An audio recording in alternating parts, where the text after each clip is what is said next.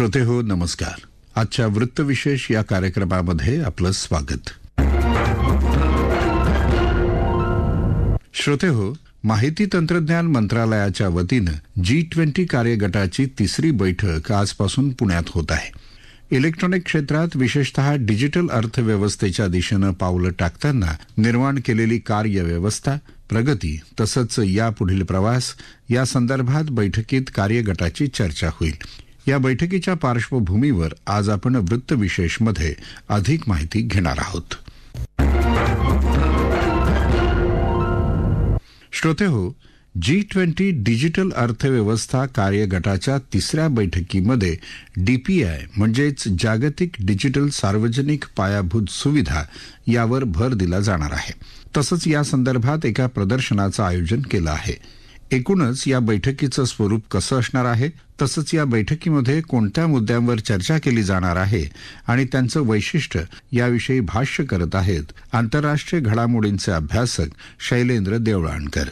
2023 मध्ये G20चं अध्यक्षपद हे भारताकडे आहे आणि भारताने हे अध्यक्षपद केवळ G20च्या राष्ट्रप्रमुखांच्या वार्षिक बैठकीपुरतं मर्यादित न ठेवता याला एक पद्धतीच्या उत्सवाचं, चळवळीचं रूप देण्याचा प्रयत्न केलेला आहे. आणि त्या अनुषंगाने भारताने G20च्या राष्ट्रप्रमुखांची जी बैठक सप्टेंबर महिन्यामध्ये होणार आहे, ज्यासाठी G20चे सर्व राष्ट्रप्रमुख हे भारताच्या भेटीवरती येतील, त्याच्यापूर्वी साधारणतः 250 बैठकांचं आयोजन भारतामध्ये वेगवेगळ्या शहरांमधनं हे केलेलं आहे. आणि G20चे प्रतिनिधी जे आहेत ते ह्या बैठकांना उपस्थिती लावत आहेत. या बैठका काश्मीर टू कन्याकुमारी पर्यंत अशा वेगवेगळ्या शहरांमध्ये या बैठकांचं आयोजन केलं जात आहे. महाराष्ट्रामध्ये देखील अशा स्वरूपाच्या बैठकांचं आयोजन हे केलं जात आहे. यापूर्वी साधन संपत्तीच्या विकासासंदर्भामध्ये अत्यंत महत्त्वपूर्ण बैठका या महाराष्ट्रामध्ये पार पडल्या. पुण्यात झाल्या, औरंगाबादमध्ये झाल्या, नागपूरमध्येही झालेली आहे. तसंच लवकरच आता शिक्षणाच्या संदर्भामधलं देखील एका महत्त्वपूर्ण बैठकीचं आयोजन हे 20, 21, 22 ला हे पुण्यामध्ये करण्यात आलेलं आहे. आणि आता ह्याच एक शृंखलेचा भाग म्हणून सध्या डिजिटल इकॉनॉमीच्या संदर्भामध्ये 3 दिवसांच्या G20चा जो एक कार्यबल गट आहे, वर्कफोर्स ग्रुप आहे, याची एक महत्त्वपूर्ण बैठक 12, 13 आणि 14 जून मध्ये पुण्याला होऊ घातलेली आहे. आणि ही एक अत्यंत महत्त्वपूर्ण अशा पद्धतीची बैठक आहे. आणि याच्यामध्ये G20चे प्रतिनिधी प्रामुख्याने डिजिटल इकॉनॉमी आणि डिजिटल इन्फ्रास्ट्रक्चर संबंधित जे सर्व प्रतिनिधी आहेत हे या बैठकीमध्ये समाविष्ट होणार आहेत. आता यामधला महत्त्वाचा मुद्दा हा असा येतो की यासाठी पुण्याची निवड ही प्रामुख्याने का करण्यात आली, हा महत्त्वाचा प्रश्न आहे. आणि याचं उत्तर असं आहे की आजच्या घडीला भारतामध्ये बँगलोर नंतर पुणे हे एक दुसरं शहर असं आहे की जे डिजिटल इकॉनॉमीमध्ये ज्यांनी अत्यंत प्रावीण्य प्रदान केलेलं आहे किंवा अत्यंत अग्रेसर अशा स्वरूपाचं हे शहर बनलेलं आहे. जे स्टार्टअप्स गेल्या 5 वर्षांमध्ये पुण्यामध्ये सुरू झालेले आहेत त्यापैकी साधारणतः 30% स्टार्टअप्स हे डिजिटल इकॉनॉमीशी संबंधित आहेत. महत्त्वाचं म्हणजे बँकिंग सेक्टर असेल, इन्शुरन्स सेक्टर असेल, यांची जी सगळी बॅक ऑफिसेस आहेत ही प्रामुख्याने बॅक ऑफिसेस ही पुण्यामध्ये आहेत. आणि पुण्यामधनं या सगळ्या गोष्टी या प्रामुख्याने रन केल्या जातात. त्यामुळे बँगलोर नंतर संपूर्ण देशामध्ये पुणे हे डिजिटल इकॉनॉमीमध्ये, तसंच डिजिटल इकॉनॉमीसाठी आवश्यक असणारी जी साधन संपत्ती आहे, इन्फ्रास्ट्रक्चर आहे, याच्या विकासामध्ये पुण्याला अग्रक्रम असल्यामुळे पुणे हे उत्तम शहर असेल डिजिटल इकॉनॉमी संदर्भामधले जे मुद्दे आहेत त्यावर चर्चा करण्यासाठी. ही भारताच्या दृष्टिकोनातून एक अत्यंत महत्त्वाची संधी आहे. कारण डिजिटल पब्लिक इन्फ्रास्ट्रक्चर जे भारताने गेल्या काही वर्षांमध्ये उभं केलेलं आहे आणि त्याच्या माध्यमातून अर्थव्यवस्था असेल आणि लोकांचं जे दैनंदिन जीवन आहे आणि त्याच्यामध्ये ज्या पद्धतीचं परिवर्तन, गुणात्मक परिवर्तन हे भारताने घडून आणलेलं आहे, हे भारताला जगाला देण्यासाठी एक अत्यंत महत्त्वाची देणगी आहे असं आपल्याला म्हणता येऊ शकतं. आज भारतामध्ये जवळपास 1 अब्जपेक्षा अधिक लोकांकडे डिजिटल आयडेंटिटी आहे, जे आधार कार्डच्या माध्यमातून आहे. आज ज्या पद्धतीने भारतामध्ये UPIच्या सिस्टमच्या माध्यमातून डिजिटल पेमेंट्स घडत आहेत ही अत्यंत वाखाणण्यासारखी गोष्ट आहे.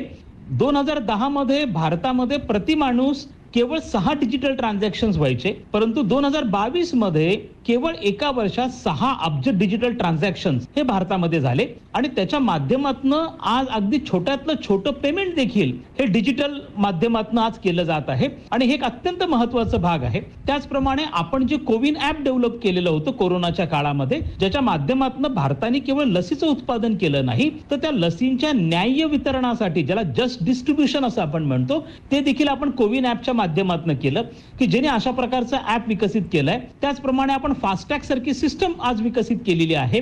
त्यामुळे आधार कार्ड सिस्टम आहे ज्यामुळे डिजिटल आयडेंटिटी निर्माण झाली, फास्टॅगची आहे ज्याच्यामुळे आपलं एकूणच जी वाहतूक यंत्रणा आहे ती नियंत्रणामध्ये आली.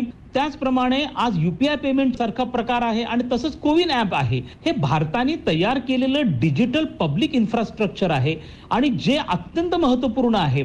आणि भारत आता जगाला हे दाखवू इच्छितो, विशेष करून आफ्रिकन देश आहेत, लॅटिन अमेरिकन देश आहेत, ज्यामध्ये अनेक गरीब आणि विकसनशील देश आहेत, ते अशाच प्रकारचं डिजिटल पब्लिक इन्फ्रास्ट्रक्चर तयार करून कशा पद्धतीने आपल्या लोकांच्या आयुष्यामध्ये बदल घडवून आणू शकतात, आपल्या अर्थव्यवस्थेला गतिमान बनवू शकतात, हे भारताला जगाला दाखवण्याची उत्तम संधी आहे.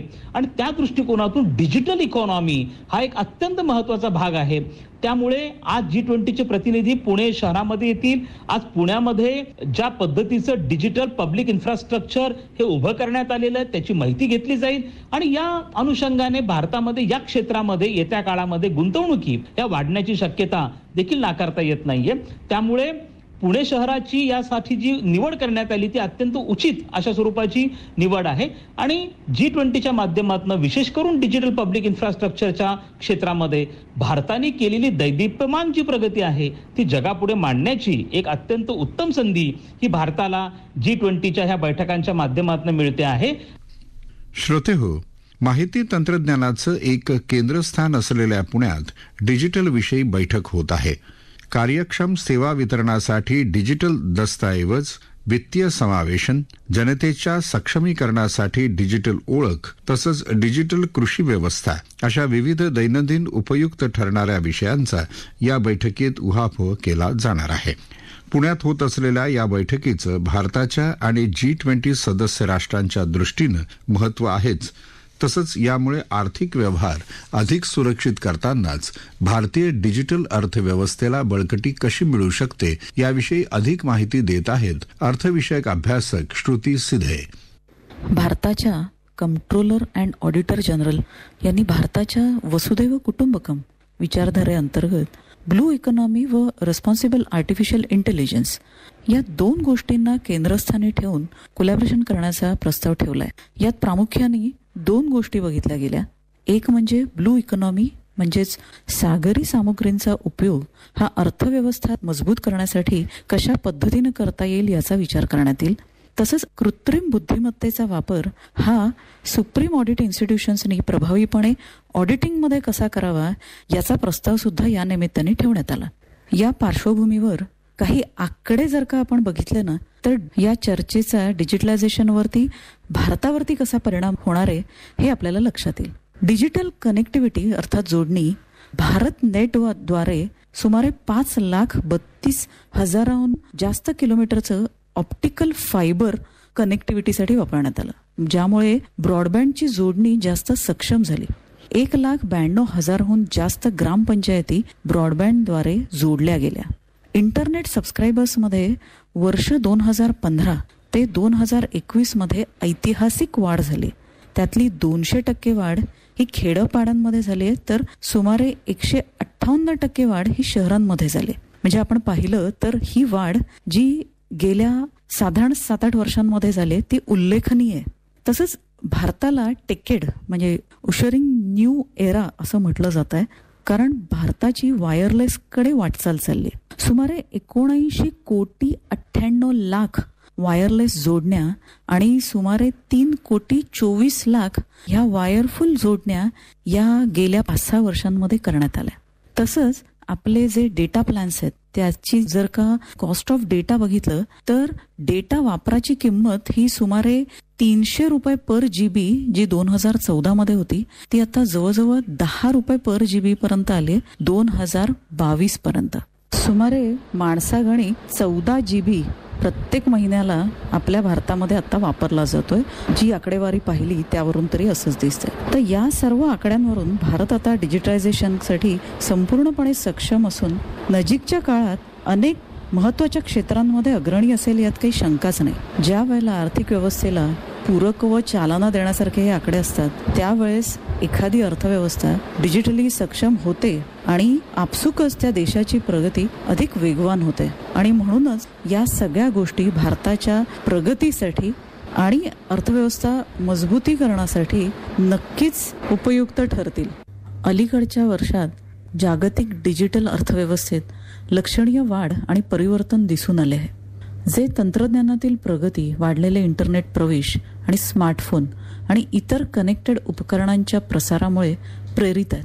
यामुळे व्यवसाय चालवण्याच्या पद्धती, ग्राहक उत्पादने आणि सेवांचा वापर कसा करावा याच्यावर सुद्धा बदल झालेले दिसतात.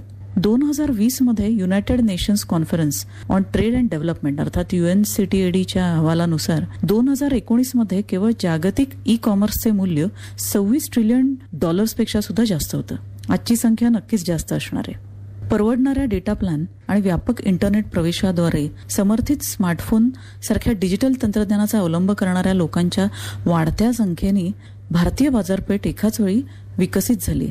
त्यामुळे ई कॉमर्स, डिजिटल पेमेंट्स आणि ऑनलाईन मनोरंजन यासारख्या डिजिटल सेवांसाठी भारताने मोठी बाजारपेठ निर्माण केली.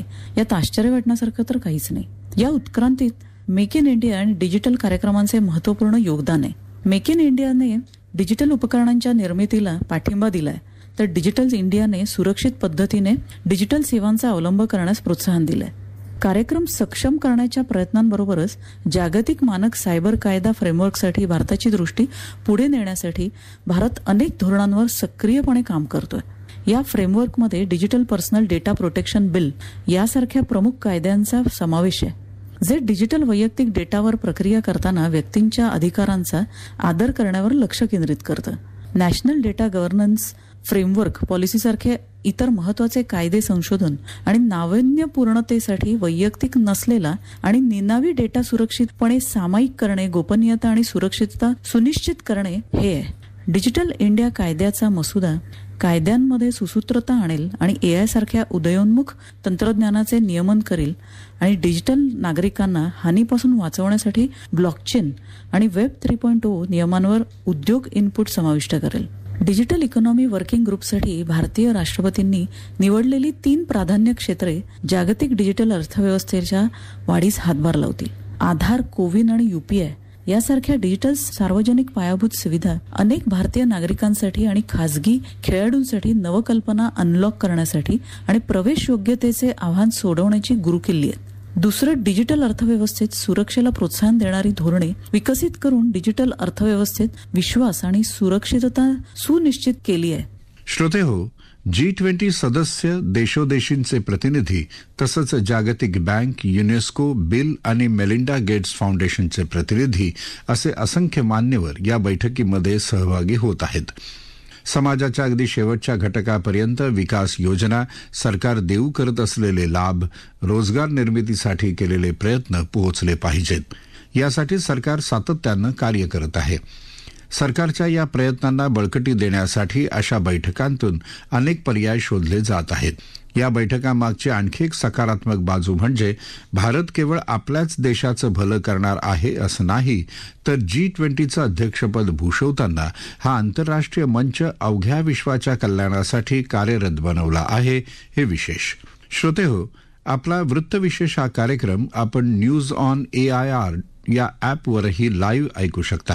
यासोबतच आमच्या मुंबई एअर न्यूज या YouTube वाहिनीवर कार्यक्रमाचं ध्वनिमुद्रण आपल्याला कधीही ऐकता येईल.